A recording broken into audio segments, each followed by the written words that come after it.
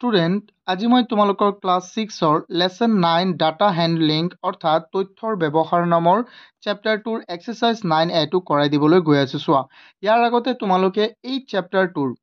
চেপ্টাৰটোৰ ইন্ট্ৰোডাকচন ভিডিওটো চাই লবা যে তথ্যৰ ব্যৱহাৰনো কি আমি ইয়াত কি বস্তু পঢ়িম আমি এইকেইটা কেনেকৈ কৰিব লাগিব এই আটাইবোৰ বস্তু মই তাত বুজাই দিছো ঠিক আছে তো তোমালোকে প্ৰথমে হেইটো চাই লবা তেতিয়া এইকেইটা কি হৈ যাব আমাৰ ইজি হৈ যাব ন চোৱা এতিয়া প্ৰথমটো কোৱেশ্চনত আমাক কি কৈছে চোৱা এইটো আকৌ অসমীয়া আৰু ইংৰাজী দুটা মাধ্যমতে তোমালোকে পাবা ইয়াত তো একো অসুবিধা নাই কোনোবাই যদি আছা ইয়াত অসমীয়া মাধ্যমৰ কোনোবা ইংৰাজী মাধ্যমৰ দুটাতে পাবা একো চিন্তা কৰিবলগীয়া নাই চোৱা ইয়াত আমাক কি কৈছে প্ৰথমটো কোৱেশ্চনত 40 students from class 6 7 8 of a school are selected for talent charts exam কৈছে যে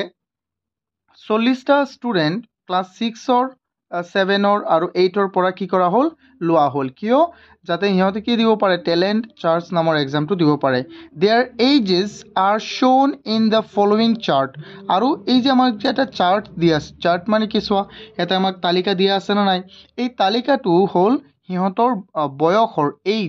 এজ মানে কি বয়স হিহঁতৰ বয়সৰ তালিকা চোৱা কেনেকৈ দিয়া আছে কাৰোবাৰ 9 বছৰ কাৰোবাৰ 9 বছৰ আকৌ 10 বছৰ 9 বছৰ 10 বছৰ 11 বছৰ এনেকৈ আমাক দিয়া আছে ইয়াত আমাক কি কৈছে চোৱা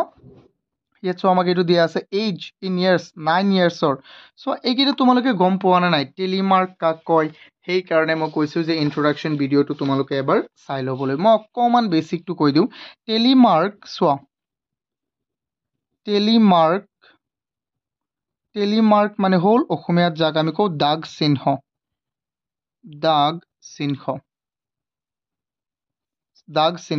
চিহ্ন মানে কি এইটো কনসেপ্টটো মই কৈ দিও চোৱা এইটো আমাৰ বহুত পুৰণা এটা কনসেপ্ট যেতিয়া মানুহে গণনাও কৰিব নাজানিছিল ন তেতিয়া কি কৰিছিল ধৰা এটা বস্তুৰ কাৰণে এনেকুৱা এটা চিহ্ন দিছিল এনেকুৱা দুটা এইটো কি বুজাইছে 1 দুটা চিহ্নই কি বুজাইছে 2 কিন্তু তিনিটা চিহ্নই কি বুজাইছে 3 আকৌ চাৰিটা চিহ্ন মানে কি হয় চাৰিটা চিহ্ন মানে 4 হয় তেন্তে কি চাবা এইটো চোৱা চাৰিটা এইটো মানে কি বুজাইছে 4 কিন্তু পাঁচটা চিহ্ন মানে কি হ'ব স্টুডেন্ট জানা পাঁচটা চিহ্ন মানে হল আমাৰ এইটো চাৰিটা দি এবাৰ এনেকৈ কাটি দিবা তো এইটো কি হৈ গল আমাৰ 5 আকৌ যদি তুমি 6 দিয়া ন তেতিয়া 5ৰ লগত এটা 1 যোগ কৰি দিবা কেনেকৈ এইটো হল 5 আৰু এটা 1 দি দিলা হা তেতিয়া কিমান হৈ গল 6 তো এনেকৈ আমি যাব লাগিব ইয়াক কি কওঁ আমি টেলিমাৰ্ক বা দাগ চিহ্ন ঠিক আছে এইটো মনত ৰাখিবা তাৰ পিছত আমি আকৌ এইটোত শিকিম দুটা বস্তু শিকিম এটা হল আমাৰ কি টেলিমাৰ্ক আৰু এটা আমি শিকিম কি পিক্টোগ্ৰাফ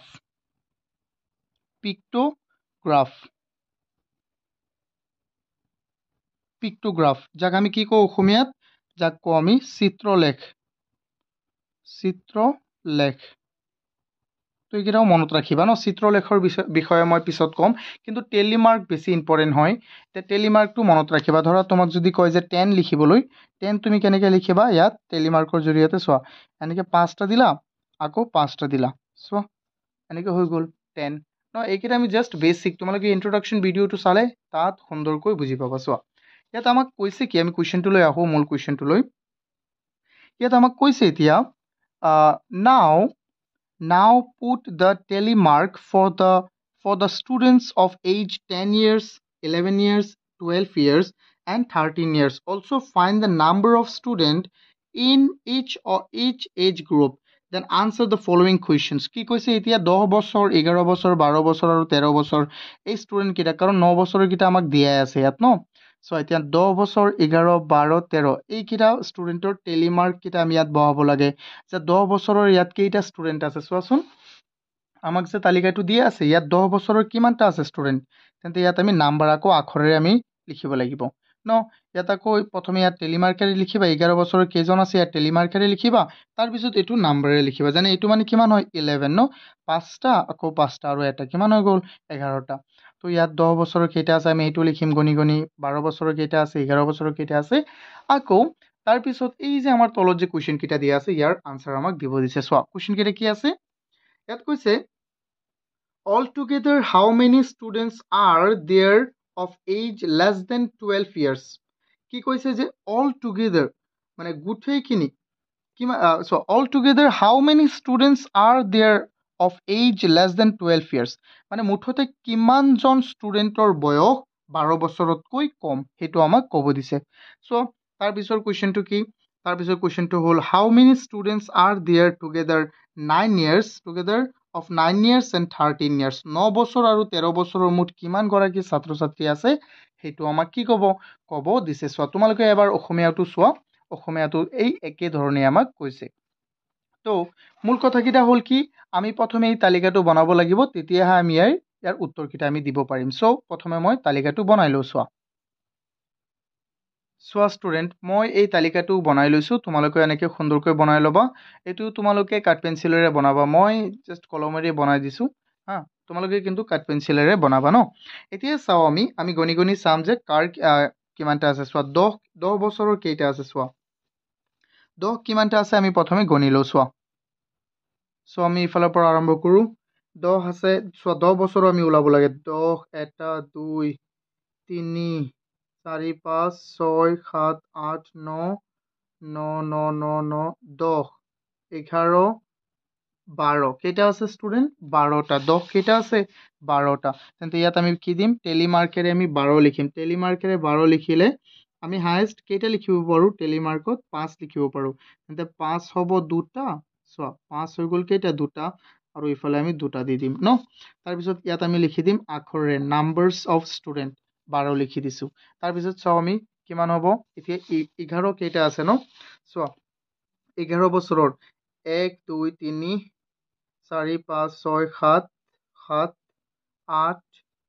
8 9 কেইটা আছে ষ্টুডেণ্ট 9টা তেন্তে ইয়াত আমি কি দিম 9 কোৱাচোন টেলিমাৰ্কেৰে আমি 9 কেনেকৈ দিম প্ৰথমে আমি এনেকৈ 5 বনালোঁ তাৰপিছত কি হৈ যাব 4 5 আৰু 4 কিমান হ'ল 9 তেন্তে ইয়াত আমি আখৰেৰে 9 দিম তাৰপিছত চোৱা 12 বছৰৰ চোৱা ইফালেতো 12 নাই ইফালে 12 নাই ইয়াত আছে দুটা 12 তিনিটা 12 তিনিটা আৰু ইয়াত আছে দুটা তেন্তে কেইটা হৈ গ'ল আমাৰ 5টা তেন্তে হৈ গ'ল আমাৰ 5টা মানে কি হ'ব এইটো হ'বনে নাই কোৱাচোন 5টা হৈ গ'ল তো 5টা হৈ গ'ল ইয়াত আমি কি দি দিম ইয়াত আমি দি দিম 5 চিম্পল তাৰপিছত চোৱা 13 ইয়াৰ্ছৰ কেইটা আছে চোৱা 13 কেইটা আছে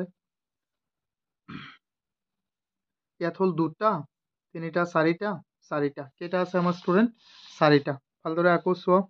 ইয়াত আছে মুঠতে 13 আছে এইফালে এইটো 13 নে 12 না ষ্টুডেণ্ট এইটো হ'ল 12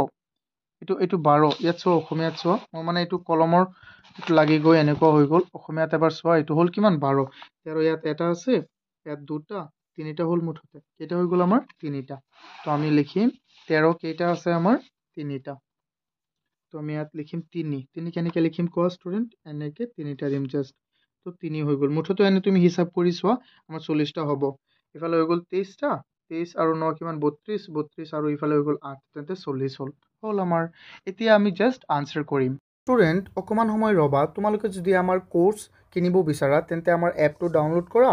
যিটো নেকি তোমালোকে প্লে ষ্টৰত পাই যাবা অস্পিন একাডেমি নামৰ এপটো ডাউনলোড কৰা বা তোমালোকে ডিছক্ৰিপশ্যনতো পাই যাবা চোৱা আৰু যদি তোমালোকে বেটছটো জইন কৰা নকৰা এইটো কোনো কথা নাই যদি ফ্ৰী টেষ্ট এম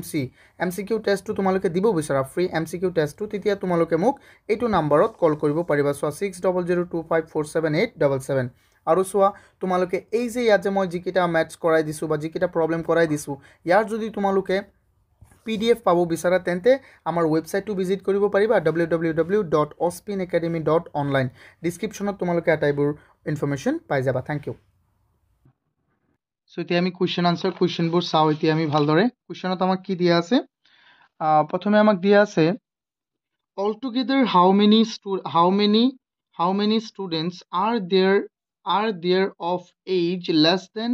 12 years 12 বছৰতকৈ মুঠ 12 বছৰতকৈ কম বয়সৰ মুঠ কিমানজন ষ্টুডেণ্ট আছে চোৱা 12 বছৰৰ কম বয়স 12 বছৰৰ কম মানে কি 11 বছৰ 10 বছৰ আৰু 9 বছৰ তেন্তে 11 বছৰ 10 বছৰ আৰু 9 বছৰ চোৱা 11 বছৰৰ কেইটা ষ্টুডেণ্ট 9টা 10 বছৰৰ 12টা আৰু 9 বছৰৰ কেইটা 11টা তেন্তে এই তিনিটা আমি যোগ কৰি দিম নে নাই কোৱা এইফালে হৈ গ'ল আমাৰ 23 ন 23 আৰু 9 কিমান হৈ যাব আমাৰ 32 বুজি পাইছানে নাই কোৱাচোন ষ্টুডেণ্ট 32 তেন্তে আমাৰ আনচাৰটো আমি এনেকৈ লিখিম এইটো কি আছে আমাৰ এ আনচাৰ আমি ইয়াত লিখি দিম number of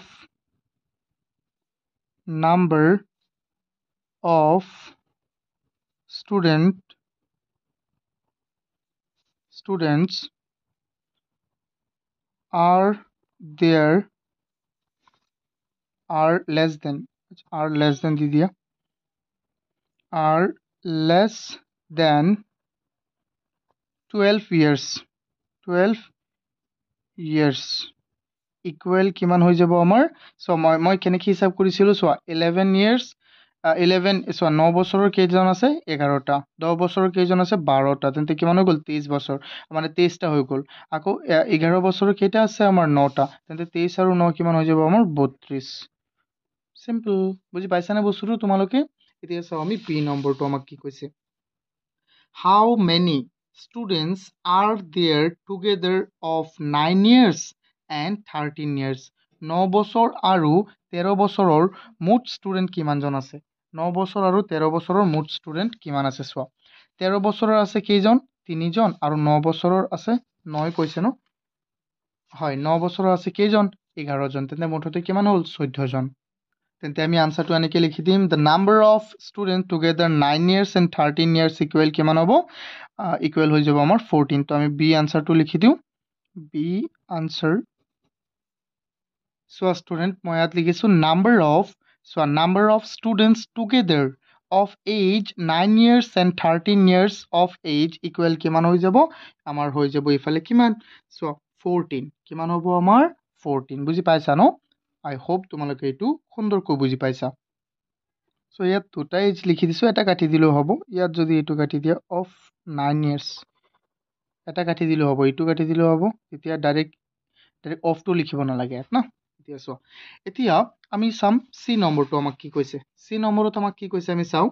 how many students are there in the highest age group কি কৈছে যে আটাইতকৈ বেছি বয়সৰ ছাত্ৰ ছাত্ৰীৰ সংখ্যা কিমান হয় নহয় আটাইতকৈ বেছি ছাত্ৰ ছাত্ৰীৰ সংখ্যা কিমান আছে কোৱাচোন চোৱা কোনটো গ্ৰুপত আছে চোৱা এবাৰ চোৱা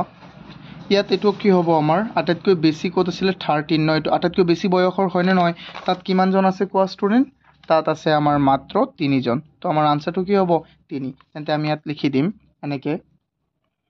সি number of students so see answer number of students number মই এটা একেবাৰে লিখি দিও ৰবা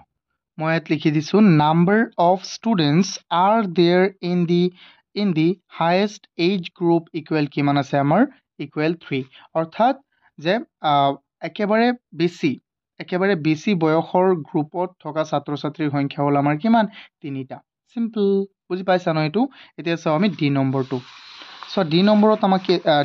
আমাক কি দিয়া আছে in which age group the number of students are the least কি কৈছে যে কোনটো এজ গ্ৰুপত একেবাৰে কম ষ্টুডেন্ট আছে কোনটো এজ গ্ৰুপত একেবাৰে কম ষ্টুডেন্ট আছে চোৱাচোন ষ্টুডেন্ট এতিয়া তুমি নিজেই কোৱাচোন কোনটো গ্ৰুপত আছে আমাৰ একেবাৰে কম ষ্টুডেন্ট এতিয়াইতো আমি লিখিলো 13 ইয়াৰ্স হবনে নাই কোৱা কাৰণ 13 ইয়াৰ্সৰ গ্ৰুপটোত মাত্ৰ কিমানটা আছে ষ্টুডেন্ট মাত্ৰ 3টা ষ্টুডেন্ট আছে সিম্পল তো আমি ইয়াত ডি নম্বৰটো এনেকৈ লিখি দিম answer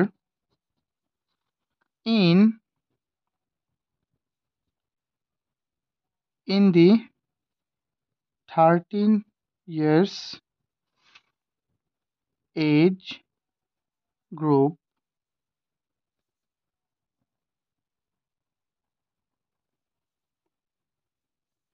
the number of students